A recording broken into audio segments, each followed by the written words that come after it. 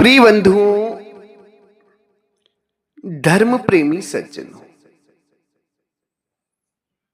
ब्रह्म और ब्रह्मा विष्णु महेश के पास परमात्मा का ज्ञान क्यों नहीं है? आज हम आप सभी को इस सत्संग में बताएंगे कि जो सृष्टिकर्ता ब्रह्म है, जिन्होंने सृष्टि बनाई है, ये परमात्मा को क्यों नहीं जानते हैं? इनके पास क्यों नहीं है परमात्मा का ज्ञान? और जो ब्रह्मा विष्णु महेश हैं, ये परमात्मा को क्यों नहीं जान पाए? इनके पास क्यों नहीं है ज्ञान परमात्मा का? आज का जो प्रश्न है बड़ा ही उत्तम और मार्मिक है।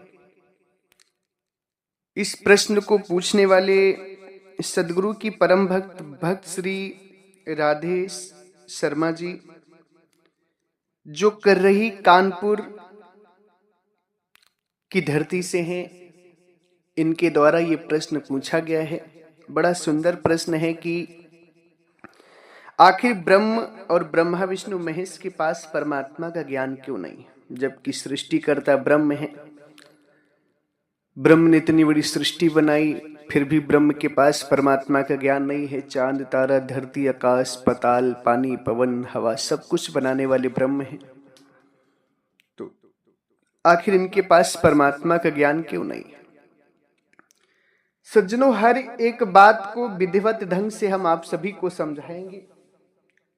आप सभी से निवेदन है कि सत्संग को ध्यान से लास्ट तक श्रवण करना है, और अगर सत्संग समझ में आए, ज्ञान कपाट खुल जाए, विवेक जागृत हो जाए, तो सत्संग को शेयर भी जरूर करना। इसी संदर्भ में 15 नवंबर को होने वाले दीक्षा सत्संग समारोह मुक्ति महामहोत्सव भंडारे में सदगुरु के परम भक्त श्री बस्तीराम कटारिया जी अपनी कमाई का 10वां अंश अर्पण कर रहे हैं। बस्तीराम कटारिया जी का ध्येय है, बड़ा पावन उद्देश्य है कि अपनी कमाई का 10वां अंश संत गुरुजनों की सेवा में, भोजन भंडार की सेवा में, सत्य के प्रचार की सेवा में लगाना है। क्योंकि सदगुरु भी कहते हैं कि 10वां अंश गुरु को दीजिए, जीवन जन्म सफल कर लीजिए। व्यक्ति को अपनी कमाई का 10वां अंश सत्संग की सेवा में, सत्य ज्ञान के प्रचार की सेवा में, संत गुरुजनों के भोजन भंडार एवं आश्रम के निर्माण की सेवा में जरूर अर्पण करना चाहिए। इससे जीवन की कमाई सफल होती है और भोग दंड मिट जाते हैं, कर्म भोग दंड। सज्जनों, ब्रह्म तो परमात्मा के देश से ही निकली हुई एक आत्मा है। ब्रह्म परमात्मा के देश से निकली हुई एक आत्मा है। ब्रह्म तो पहले अमरलोक देश में थे, परमात्मा के देश में थे, फिर भी उनके पास परमात्मा का ज्ञान क्यों नहीं है? इस बात को समझना आप सभी के लिए बहुत ही जरूरी है, क्योंकि आप लोग ब्रह्म की भक्ति बहुत लोग करते हैं। निरंजन ब्रह्म की, जिनको ओम कहा जाता है, ओमकार कहा जाता है, निर्विशेष ब्रह्म कहा जाता है, प्रात्पर ब्रह्म कहा जाता है, निराकार ब्रह्म कहा जाता है, निरंजन कहा जाता है। तो बहुत सारे संसार में लोग इनकी भक्ति करते हैं। मुसलमान इन्हीं को निराकार मानकर इन्हीं को अल्लाह मानते हैं, मुसलमान लोग। तो सज्जनों, जिन ब्रह्म की आप भक्ति करते हैं, कहने का तात्पर्य है कि क्या वो ब्रह्म असली परमात्मा को जानते हैं? क्या असली परमात्मा का ज्ञान ब्रह्म के पास है? सज्जनों, असली परमात्मा का ज्ञान ब्रह्म के पास नहीं है। क्यों नहीं है? क्योंकि जब ब्रह्म परमात्मा के देश अमरलोक देश में थे, तब यहां सृष्टि नहीं थी। न पानी था, न पवन था, न धरती था, न आकाश था। चांद तारा सूर्य ग्रह कुछ भी नहीं था। पृथ्वी धरती, इसमें मनुष्य जीवात्माएं 84 लाख योनियां, यहां कुछ भी था ही नहीं जब ब्रह्म परमात्मा के अमरलोक देश में था। परमात्मा के अमरलोक देश में न तन का दुख है, न मन का दुख है, न जन्म मरण का दुख है, क्योंकि वहां शरीर नहीं है। तन का दुख, मन का दुख, जन्म मरण का दुख तब होता है जब जीव शरीर धारण करता है। जन्म शरीर धारण करता है उसे कहते हैं, शरीर छोड़ता है उसे मरण कहते हैं। शरीर में जो बीमारी होती है उसमें तन का दुख होता है, और एक दूसरे की बात, शरीर पकड़ने के कारण, मोटी बुद्धि हो जाने के कारण एक दूसरे की बात जीव नहीं समझ पाता, ये मन का दुख। तो अमरलोक देश में परमात्मा भी निशरीर है, आत्माएं भी निशरीर हैं। वहां पर परमात्मा भी शरीर नहीं पकड़े, आत्माएं भी शरीर नहीं पकड़ी है, इसलिए वहां पर न तन का दुख है, न मन का दुख है, और न जन्म मरण का दुख है। और सृष्टि बनाने से पहले ब्रह्म वहीं था, अमरलोक देश में। तो सज्जनों, वही थोड़ा सृष्टि रचना प्रकरण आप सभी को समझना पड़ेगा इस बात के लिए कि ब्रह्म के पास क्यों नहीं है परमात्मा का ज्ञान। इस बात को समझने के लिए थोड़ा सा सृष्टि रचना को समझना बहुत जरूरी है। तो सज्जनों, ब्रह्म जब परमात्मा के अमरलोक देश में थे तो उन्हें कोई दुख नहीं था, आनंद था, परमानंद था। तो ब्रह्म के अंदर ये विचार आया कि जैसे परमात्मा का एक देश है, अमरलोक है, वैसे ही मैं अपना भी एक लोक बना लूं, अमरलोक देश की तरह एक अपना भी देश बना लूं जिसका मैं मालिक स्वयं हूंगा। तो जैसे ही ब्रह्म के अंदर ये विचार उठा तो परमात्मा तो सब कुछ जानते हैं, ब्रह्म को समझाए, निरंजन ब्रह्म को समझाए कि देखो, हमसे अलग होकर तुम जो भी देश बनाओगे, जो भी कार्य करोगे, तो ये दुखमय होगा। ये कार्य जो है तुम्हारा, जो सृष्टि तुम बनाओगे, जो देश तुम बनाओगे, वो दुखदाई होगा, तुम मत बना। मगर ब्रह्म जो है वो परमात्मा की बात नहीं माना। क्यों नहीं माना? क्योंकि ब्रह्म को दुख का पता ही नहीं था कि दुख होता क्या है। भाई, ब्रह्म तो परमात्मा के देश में था तो उसे आनंद ही आनंद था, परमानंद में था, उसने कभी दुख देखा नहीं था। तो ब्रह्म को दुख के बारे में पता ही नहीं था कि अगर हम अलग होंगे या सृष्टि बनाएंगे तो उसमें दुख पाएंगे। ये ब्रह्म को इसका कुछ भान ही नहीं था, ब्रह्म को ये बात सही लगी ही नहीं रही थी। इसलिए ब्रह्म परमात्मा की बात नहीं माना। जैसे इस संसार में आप सभी देखते हैं कि एक पिता के 5 पुत्र होते हैं। उन पुत्रों में से कोई पुत्र कहता है कि पिताजी, अब हम आपके बनाए हुए घर में नहीं रहेंगे, हम अपना अलग घर बनाएंगे, आपसे अलग रहेंगे। स्वाभाविक है, हर बेटा ज्यादातर बाप से अलग होना चाहता है, पिता से अलग होकर ही रहता है। जैसे संसार में पिता बच्चे को समझाते हैं बेटा साथ में रहो, बच्चा नहीं मानता है, अलग हो जाता है। उसी तरीके से ब्रह्म को भी परमात्मा बहुत समझाए, मगर ब्रह्म परमात्मा की बात नहीं माना और ब्रह्म परमात्मा से अलग हो गए। ब्रह्म क्या हुए कि परमात्मा से अलग हो गए। तो जब ब्रह्म परमात्मा से अलग हुए तो यहां पर एक चीज का ध्यान देना बहुत जरूरी है आप सभी के लिए कि जब तक ब्रह्म परमात्मा में थे तो परमात्मा की जो गर्मी थी, उनका जो भोजन था, उनकी जो ऊर्जा थी, शक्ति थी, ब्रह्म को मिलती थी। और जैसे ही ब्रह्म परमात्मा से अलग हुए, परमात्मा के देश से अलग हुए, तो ब्रह्म की ऊर्जा, परमात्मा की ऊर्जा, परमात्मा की गर्मी, परमात्मा का भोजन, टेम्परेचर मिलना ब्रह्म को बंद हो गया। तो जब ये सब मिलना ब्रह्म को बंद हो गया तो ब्रह्म अचेत हो गया, अचेत हो गया। और जब तक ये परमात्मा के टेम्परेचर में ब्रह्म था तब तक ये निशरीर था, क्योंकि परमात्मा का टेम्परेचर इसे सुरक्षित किए हुए था। और जैसे ही ब्रह्म परमात्मा की गर्मी से, परमात्मा के टेम्परेचर से हटा, परमात्मा के देश से बाहर हुआ, अचेत हो गया।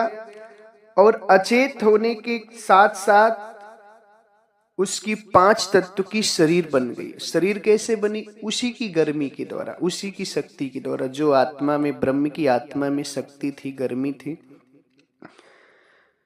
उस गर्मी के द्वारा, उसकी ऊर्जा के द्वारा 5 तत्व की शरीर निर्मित हो गई उसकी। वो निशरीर नहीं रह पाया, अपने स्वरूप में स्थित नहीं रह पाया और उसकी शरीर बन गई। तो जब शरीर बन गई, ये चांद तारा धरती आकाश पानी पवन पाताल तभी बना है जब ब्रह्म परमात्मा से अलग हुआ। वही शरीर धारण कर लिया, अपनी ऊर्जा के द्वारा बन गया उसका शरीर और उसने शरीर को धारण कर लिया। तो जब परमात्मा को होश आया, तो होश आने के बाद उसने देखा कि मैं अकेला हूं। और जब अचेत हुआ था तो उस अचेत होने में क्या हुआ कि वो अपने आप, अपने निज स्वरूप को भूल गया, क्योंकि उसकी सूरत जो है शरीर में फंस गई, शरीर धारण कर ली। निज स्वरूप को भी भूल गया और परमात्मा को भी भूल गया। निज स्वरूप और परमात्मा, अमरलोक देश, सभी को भूल गया वो। अब उसे शरीर पकड़ने के बाद स्मरण ही नहीं रहा कि मैं आया कहां से हूं, मेरा देश कौन है, मेरे परमात्मा कौन है। इस बात को भूल गया। कैसे भूल गया? अब आप सभी जरा विचार करें। जैसे आप लोग इस संसार में हैं, जब मर जाते हैं, जब आप सभी की शरीर छूटती है, तो जब आप दूसरा जन्म लेते हैं जाकर, जब दूसरा जन्म लेते हैं तो आप ब्रह्म की ऊर्जा, ब्रह्म की शक्ति, ब्रह्म के टेम्परेचर में है। हमेशा हम सभी ब्रह्म की ऊर्जा में हैं। हम सभी ब्रह्म का भोजन कर रहे हैं, हवा मिल रही है, हर चीज मिल रहा है, ब्रह्म की टेम्परेचर में है, गर्मी में है। उसके बावजूद भी जब हम इस शरीर को छोड़ते हैं और दूसरा शरीर यानी दूसरा जन्म लेते हैं, तो पिछले जन्म में हम क्या थे, इस बात का हमें ज्ञान नहीं होता है। इस बात का हमें ज्ञान नहीं होता है कि हम पिछले जन्म में थे क्या। अब आप विचार करिए कि यहाँ तो सब कुछ है, ब्रह्म की ऊर्जा भी मिल रही, ब्रह्म की गर्मी, ब्रह्म का भोजन, ब्रह्म का टेम्परेचर, सब चीज मिल रहा है। उसके बावजूद भी ये आत्मा भूल जाती कि हम पिछले जन्म में क्या थे, किस योनि में थे, पिछले जन्म में हमारे माता पिता कौन थे, हम कहाँ के रहने वाले, सारी चीज भूल जाते हैं। और यहां पर ब्रह्म के पास क्या हुआ कि ब्रह्म को तो परमात्मा का ऊर्जा, परमात्मा की गर्मी, टेम्परेचर, भोजन मिलना, सब कुछ बंद हो गया। तो ब्रह्म जब अचेत हुआ, शरीर पकड़ा, तो वो सब कुछ भूल गया, अपने निज स्वरूप को भूल गया, परमात्मा को भूल गया। और भूलने के बाद उसी शरीर में अपने प्रकाश देखा। प्रकाश को देख करके भाई इसके अंदर इच्छा जगी एक नारी की। तो उसकी इच्छा से, उसमें इतनी शक्ति थी कि जो सोचता गया वो होता गया। ब्रह्म ने इच्छा की, इच्छा से एक नारी का अवतरण हुआ जिसका नाम आदि शक्ति, आद्या, अष्टांगनी, गायत्री जिसे कहते हैं। तो सज्जनों, सदगुरु साहिब कहते हैं कि बीजक में कहते हैं कि इच्छा रूपी नारी अवतरी, तासु नाम गायत्री धरी। पहली रामायणी आप देखें, उसमें साहिब कहते हैं, अंतर ज्योत सबद एक नारी, हरि ब्रह्मा ताके त्रिपुरारी, जीव रूप एक अंतरवासा, अंतर ज्योति कीन प्रकाशा, इच्छा रूपी नारी अवतरी, तासु नाम गायत्री धरी। यानी जीव ने अपने अंदर ज्योति देखी और ज्योति को देखकर उसकी इच्छा हुई, इच्छा से एक नारी अवतरण हुई जिसका नाम गायत्री पड़ा।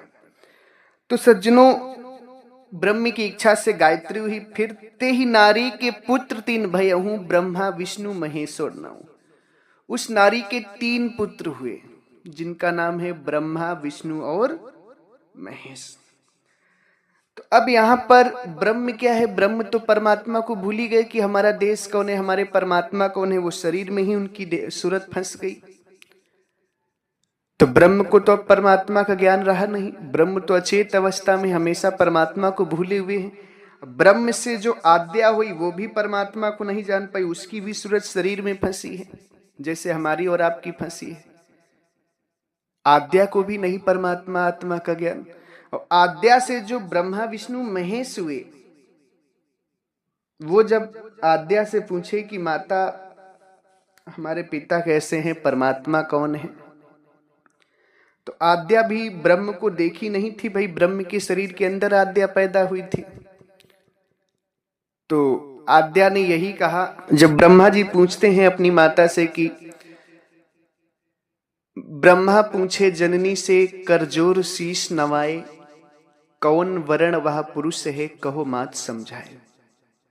ब्रह्मा अपनी माता से शीश नवाकर पूछते हैं कि माता वो पुरुष जो हैं वो कैसे दिखते हैं, वो मुझे समझाकर कहिए कि उनका वर्ण कैसा है, उनका रूप कैसा है, उनका रंग कैसा है। तो उनकी माता जो गायत्री है वो कहती हैं कि रेख रूप वह है नहीं, अधर धरी नहीं दे, गगन मंडल के बीच में निरखो पुरुष विदे। आद्या भाई ब्रह्म को देखी नहीं थी, ब्रह्म के शरीर में थी। तो जैसे आप हैं यहाँ पे ब्रह्म के अंदर, हम लोग घूम रहे, हम सभी आप लोग से पूछे कि भाई ब्रह्म का स्वरूप कैसा है, तो आप लोग तो देखे नहीं ब्रह्म को, तो आप लोग कहेंगे भाई ब्रह्म को हम नहीं देखे हैं, शायद ब्रह्म अदृश्य है। उसी तरह आद्या भी ब्रह्म को नहीं देखी थी, तो ब्रह्म जो है, आद्या कही ब्रह्मा विष्णु महेश की देखो उनका कोई रेख रूप नहीं है, उनको गगन मंडल में ध्यान करोगे तो देखोगे। तो वही ब्रह्मा विष्णु महेश जो है क्या किए कि धरे ध्यान गगन के माही, लाए वज्र के मार, देख प्रतिमा आपनी तीनों भय निहाल। अब ब्रह्मा विष्णु महेश क्या किए कि अपना ध्यान जो है ना गगन यानी ब्रह्मांड में स्थित किए, ब्रह्मांड में ध्यान किए।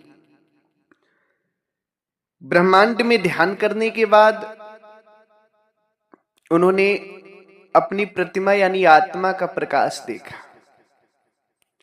आत्मा का जो प्रकाश है, आत्मा के माध्यम से जो प्रकाश हो रहा है शरीर में ब्रह्मांड में, उस प्रकाश को देखे, ज्योति को देखे जो आत्मा के माध्यम से शरीर में हो रही आत्मा कृति। आत्मा प्रतिमा का मतलब होता है आत्मा कृति, जो आत्मा के द्वारा बनी हो उसे प्रतिमा कहते हैं, उसे कृति कहते हैं।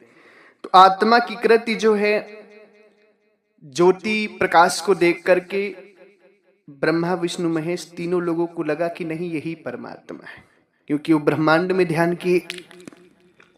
एक जो गगन होता है वो ब्रह्मांड को भी कहा जाता है। तो वही धरे ध्यान गगन के माही यानी ब्रह्मांड में अपना ध्यान लगाए, लाए वज्र के मार, देख प्रतिमा अपनी तीनों भय निहाल। अपनी ही आत्मा कृत को देखकर तीनों लोगों को यही लगा कि यही प्रकाश ही परमात्मा है। तो सज्जनों, कहने का तात्पर्य यह है कि ब्रह्मा विष्णु महेश के पास परमात्मा का ज्ञान क्यों नहीं है? क्योंकि वो सब ध्यान जो धरे वो ब्रह्मांड में लगाए और आत्मा कृति प्रकाश को देखकर ही उसे परमात्मा मान लिए। और परमात्मा का जो ज्ञान है, सदगुरु कबीर साहब के अनुसार, साहिब कहते हैं कि पिंड ब्रह्मांड दो से न्यारा, जानेगा कोई जान निहारा। ब्रह्मा विष्णु महेश के बाद परमात्मा का ज्ञान इसलिए नहीं ब्रह्म उनके पास क्योंकि वो ब्रह्मांड में ध्यान दिए। और साहिब कहते हैं कि परमात्मा का ज्ञान पिंड और ब्रह्मांड दोनों से न्यारा है, पिंड और ब्रह्मांड दोनों से न्यारा है। कोई बिरला उस बात को जान सकता है, कोई बिरला जाननहारा उस ज्ञान को जानेगा। तो सज्जनों, वो ब्रह्मांड में ध्यान दिए इसलिए उनके पास आत्माकृत ज्ञान है। परमात्मा का ज्ञान जो है वो काया से बाहर है, पिंड ब्रह्मांड से न्यारा है। सदगुरु कबीर साहब कहते हैं, ऐसी तीखी सूरती है फोड़ गई ब्रह्मांड, पीवी निराला देखिया सात दीप नौखंड।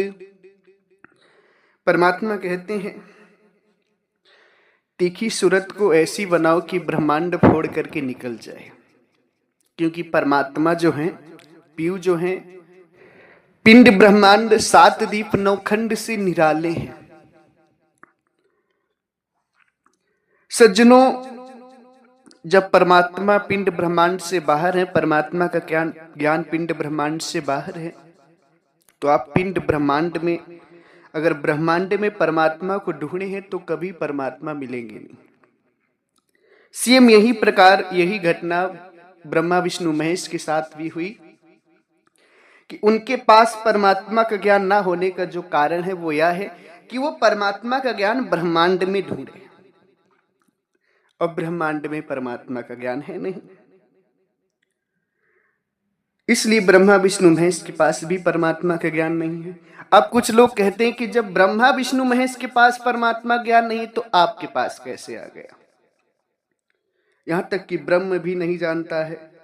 साहिब कहते हैं, संतो ऐसी भूल जग माही, जाते जीव मिथ्या में जाए। पहले भूले ब्रह्म अखंडित झाई, आप ही मानी, झाई में भूलत इच्छा की ना, इच्छा ते अभिमानी। साहिब कहते हैं संसार में ऐसी भूल हुई है जिस भूल के कारण सारा संसार जन्म मरण का दुख पा रहा है। कौन सी भूल? परमात्मा को भूलने वाली भूल। इस भूल में सर्वप्रथम ब्रह्म निरंजन भूले। साहब कहते हैं पहले भूले ब्रह्म निरंजन, झाई आप ही मानी। संसार में सर्वप्रथम ब्रह्म निरंजन भूले परमात्मा को। वो अपनी ही झाई यानी अपनी ही कृत शरीर में ही को अपना मान लिए और उसी में भूल करके इच्छा किए, इच्छा से सारी सृष्टि का सृजन हो गया। और साहिब कहते हैं कि वही जो है सनातन सोई भूला, भूल का मरम न पाया, भूल मिटे गुरु मिले पारखी, पारख देही लखाई, कहीं कबीर भूल की औखद पारख सबकी भाई। जो सनातन है ब्रह्म, जिससे सृष्टि बनी, वही परमात्मा को नहीं जान पाया। साहिब कहते हैं अगर इस भूल को मिटाना है, वही भूला है, परमात्मा को नहीं जान पाया है, अगर इस भूल को मिटाना है तो किसी पारखी गुरु यानी शब्द भेदी गुरु, जो आत्मा परमात्मा के ज्ञान को जानते हों, जो सदगुरु कबीर साहब के विचार से साधना भजन किए हों, वही इस भूल को मिटा सकते हैं परमात्मा की। तो सज्जनों, लोग कहते हैं कि आपके पास क्यों ज्ञान है परमात्मा का, जब ब्रह्मा विष्णु महेश के पास, ब्रह्म के पास नहीं है?